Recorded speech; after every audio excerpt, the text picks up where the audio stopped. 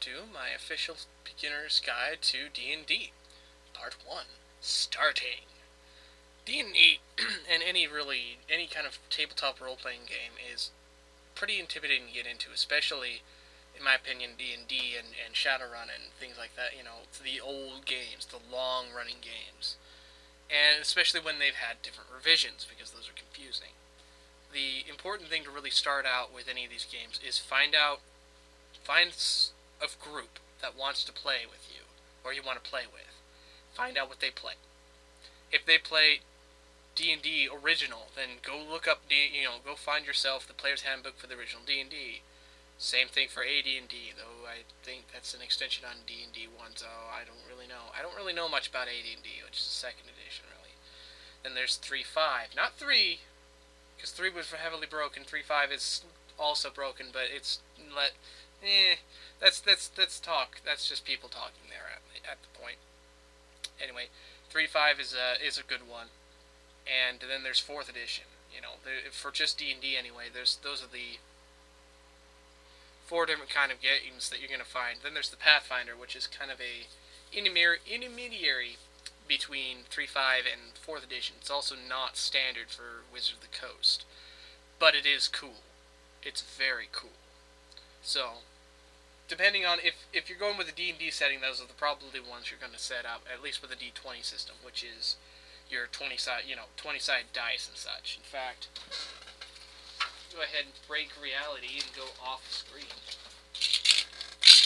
Dice. $8. Though, depending on the system, you may not actually need these dice. But do be aware, if you're going to do any in-person stuff, get a set of dice. They're like $8. Go to any hobby shop, they got them there. Go to a free game shop, they got them there.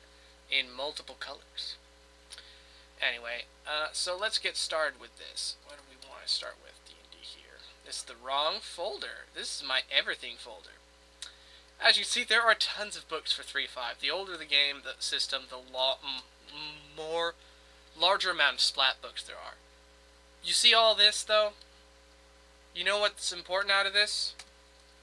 The only thing really important out of this is Player's Handbook 1. This document is the only thing you truly need to play this game, at least as a player. As a dungeon master, you have more to it. This will actually, I believe it's legal to show this in PDF form, because it's part of what's called OGL, Open Game License, and that is here. Open Game License, and it is, OGL, it's Open Game License. Which means, and it's also the system reference document, which is given to you by Wizards themselves. See, look at this. Almost all of this stuff is in either the Player's Handbook, which is basically all of this stuff is in the Player's Handbook. A couple things down here. All of this stuff is in your Dungeon Master's Guide, which again you can get. This is the Psionics book, which are weird, and then this is like an epic level stuff.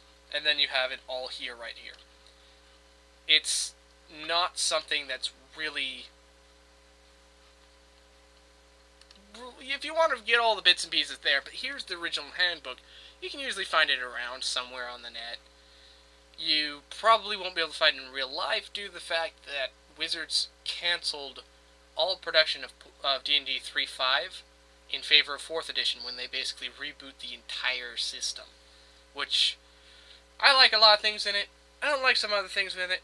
A lot of 3.5 players hate 4th edition. A lot of 4th edition hate 3.5. They're just different games. Get over it. That's my opinion. Whatever. So, everything you need to know about this game is in this book, basically. Even half the stuff the Dungeon Master needs to know is in this book. So, this just explains a couple of things. It even tells you what the heck this stuff does, what you are doing the entire time, what dice you have, all of this. It's all handled right here. Down here we have the ability scores and what they do. Everything is in this book. Races, the different classes. If you're gonna be a player in D&D, look at these classes. First of all, you're gonna want to read up on. You will want to read up everything on all the races. It's pretty much vital, because they all have their different perks and follies and things like that. And the ability scores are important too. So basically everything, Chapter 1 and Chapter 2, read all the way through. Granted, they're like 5 pages of pretty nice flavor text here, which is really lots of... Oops, I went too far. You know, some pretty beautiful flavor text. It's not bad, and it really helps to your DM and you, the person who's helping you start, all of that, to read this. If you don't do that, it's an insult to those people, I'm gonna say. You know, maybe they won't feel it, but down the line, they're gonna hurt a little bit inside because of what you know, some of the callousness that you might be. And again, it's like the whole amount of pages you really need to read to get the hang of this game is 20 pages. Look at the size of this text and all the pretty pictures and stuff. It's not much. Read it. Or else. Anyway. Then just look down the classes and find out which ones you like. Do be aware that at the very least the monk is rather not very good. The intention of the monk was to make a self-sufficient fighter, which is really, it actually is. If it's one-on-one stuff, it can survive just about anything. Unfortunately, you usually have a party, and it doesn't really work well with a party, unfortunately.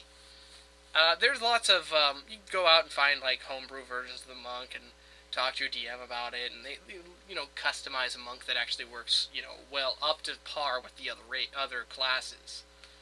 You know, that kind of thing. Or you could try doing it in vanilla and see what you can do. That's what I keep trying to do with the Sorcerer.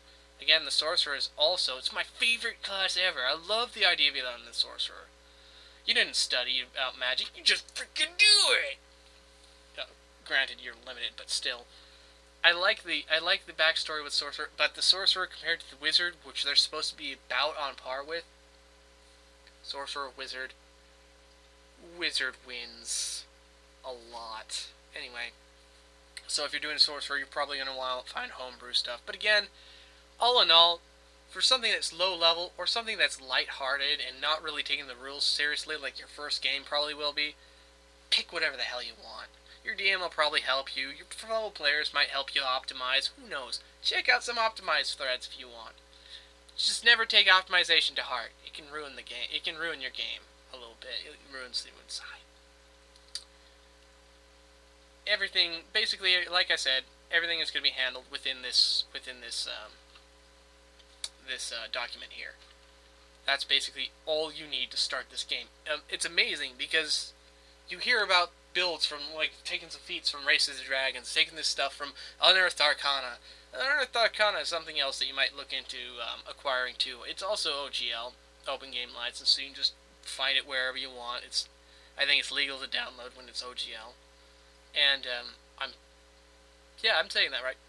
And, it has variants on classes and stuff. Most of them suck, but some of them are cool, and so on and so forth. That's basically, those are the only things you really need. I'd also suggest having the Dungeon Master's Guide, DMG, because it's 2 parts here, because it's helpful. For one, it's where the original prestige classes are, which are kind of neat things, which is the whole concept of multiclassing, but without an EXP penalty, which original multiclassing has. Anyway, those are basically the only kind of things you'll need. Magic Item Compendium's cool. Spell Compendium has a bunch of non-standard spells in it that are pretty cool, so on and so forth. Now, for an easier way to keep track of a lot of that stuff and have it on your fingertips, d20srd.org, right here. Look up there! Up there! That URL! Bookmark it. If you're ever going to play D&D, bookmark this, because this is essentially the Player's Handbook, the Dungeon Master's Guide, look, the Psionic rules, the Divine rules, which I just realized I've never actually looked at, Epic rules for over level 20, which normally you don't get to, and the variant rules for classes and races and building characters and all sorts of stuff. There's even a little dice roller and a encounter calculator. Lots of neat little features on here. And this is all the SRD OGL stuff. It's really, really convenient. I mean, right here, the classes, variant classes, That's the stuff I was just talking about from Unearthed Arcana. Right there. It's super helpful. If you're if you have internet access, you have a computer, it's a good computer even. You know, even if it's a crap computer, and you're constantly asking somebody what something is, come here. What is the listen skill? What does it do? Check it out. Listen skill. It tells you everything about the listen skill possible. Even a couple things you probably shouldn't know about, like the DCs.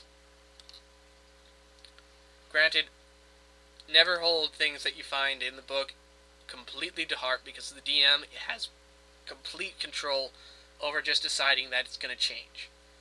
That's part of the game. That's part of the fun of it, actually, is to be surprised. Not necessarily party-wiped because of it, but surprised. And not necessarily so surprised that it doesn't make sense. But moving on from the experiences in the past, it's all hyperlinked, it's all easy. You lose a lot of the fluff, however. There's almost no fluff on here, so you don't get like neat backstory on like how the elves is when elves are by themselves, what is their society like and things like that, you know. How do halflings work into the world? You know, you lose a lot of that stuff when you go into this, because it's just pretty much fact, which is great if you're looking stuff up. But if you're starting out, start with the Dungeon Master guide, because it's a little bit more fun. Now you may notice there's some other things up there on my tab bar. The tab bar I have up here is Mythweavers. This is an extremely helpful place to create character sheets. I'm actually going to go ahead and show off how to do this some other time.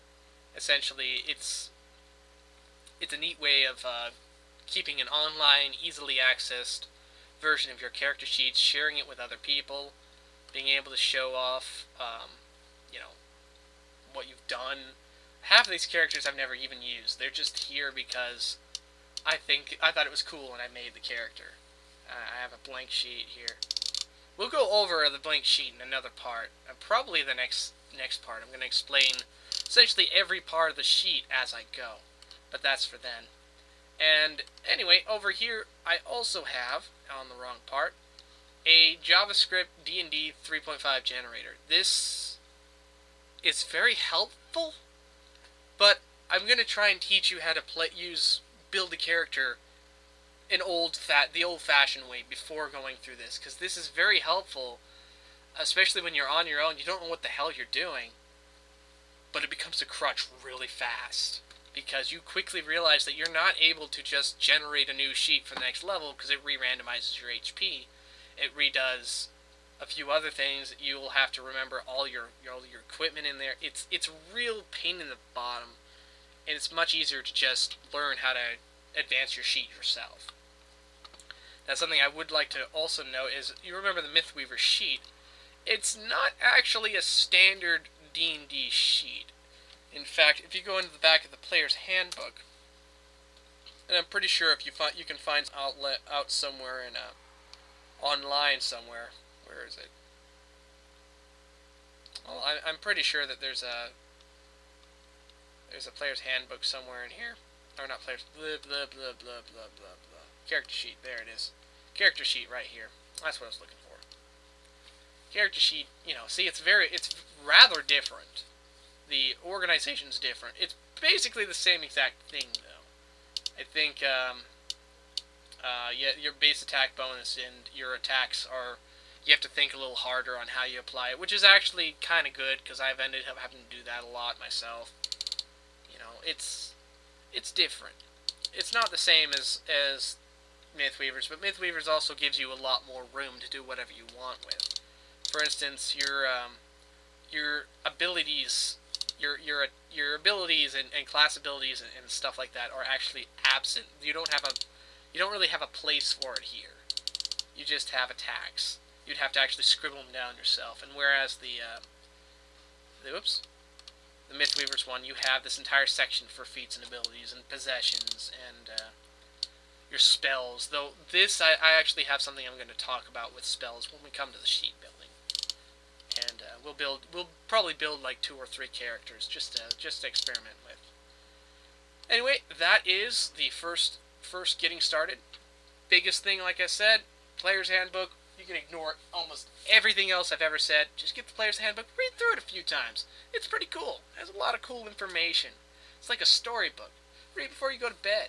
Be like, yeah, I need to go to sleep. Read a book. On my computer, technically. I need to stop talking now. Anyway, I'll see you guys next time. Later.